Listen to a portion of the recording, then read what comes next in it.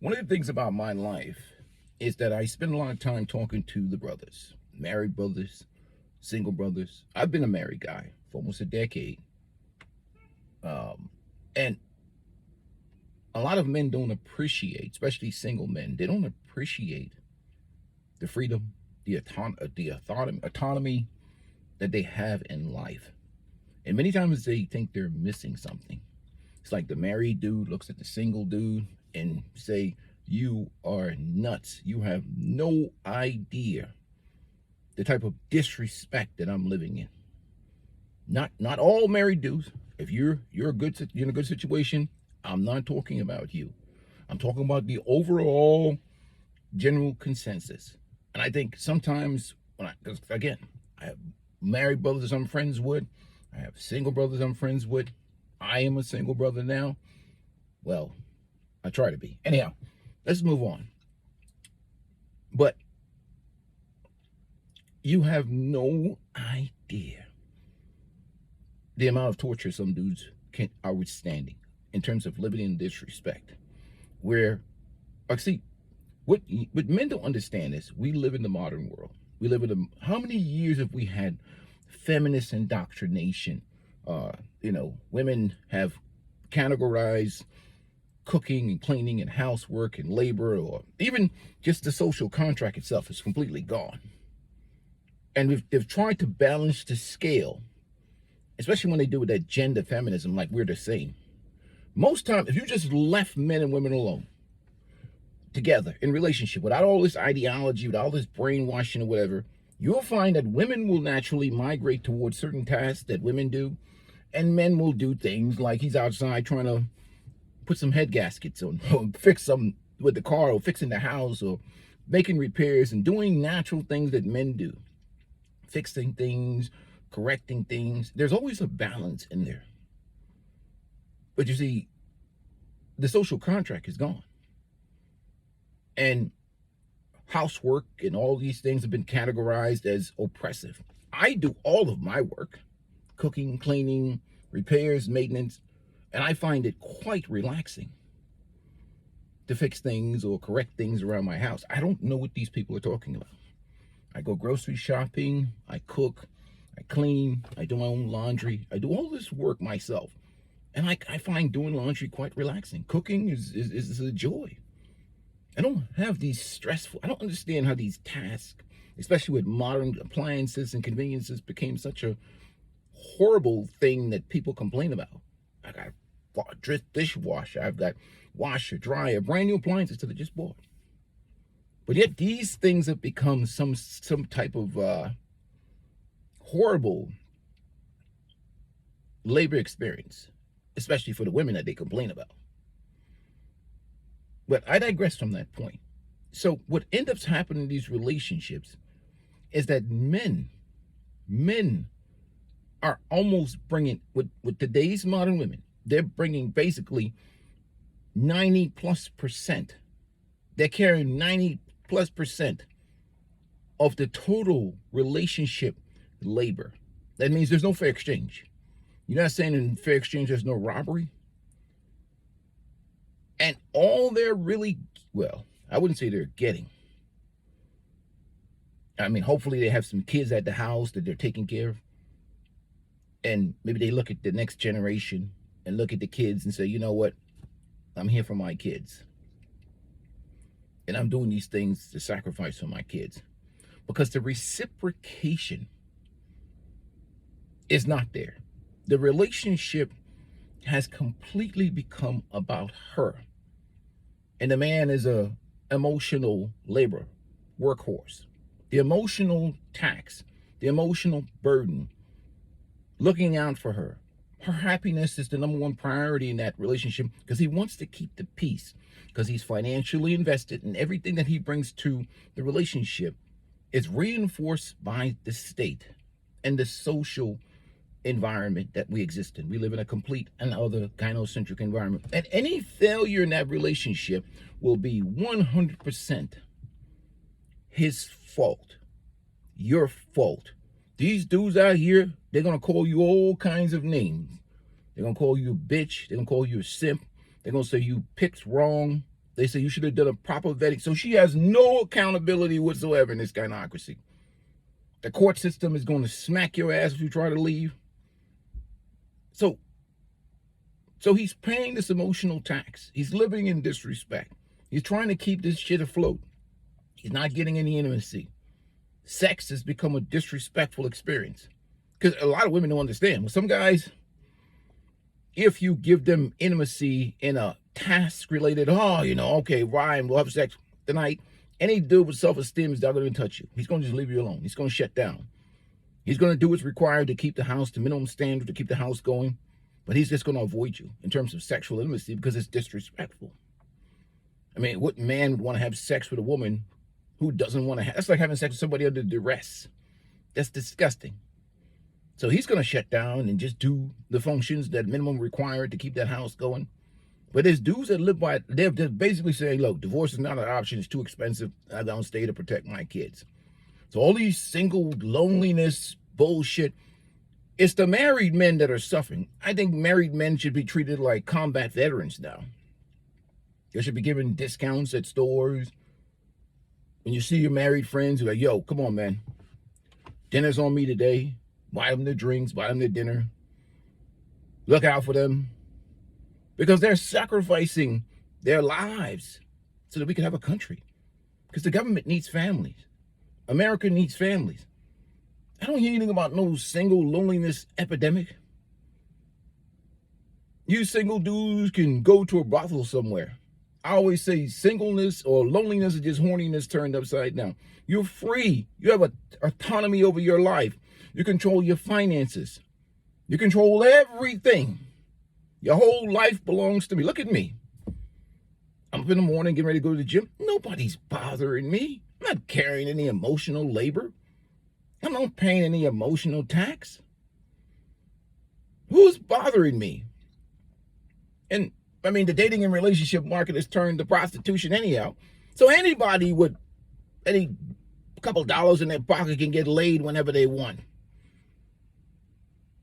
It's nothing out here is new to discover anymore. So we really underestimate the suffering that married men are enduring so that people like me can be free. That's why I salute them. You are my hero today, married men.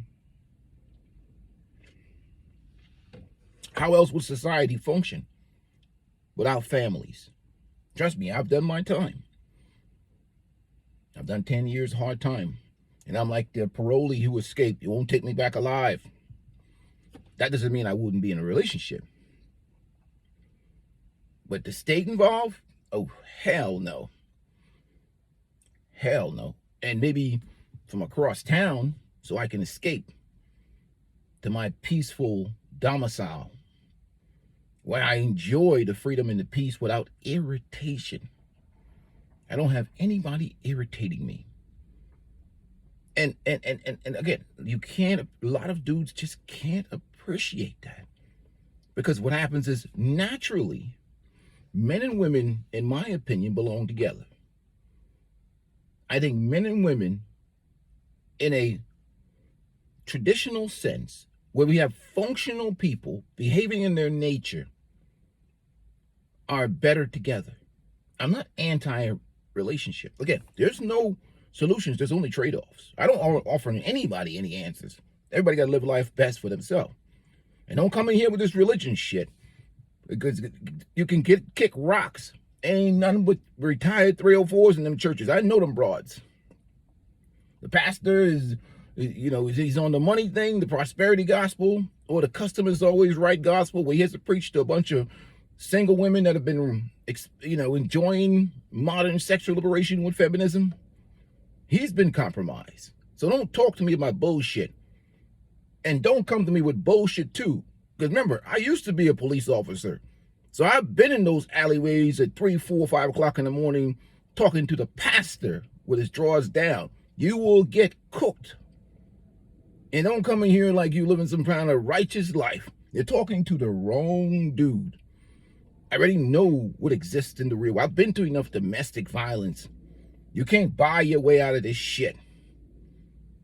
Look at all these rich dudes, Tom Brady, you know, all these dudes. You see Boris Cujo one time, he's still married. His wife was talking about she wants to be treated like Emmett Smith, Will Smith.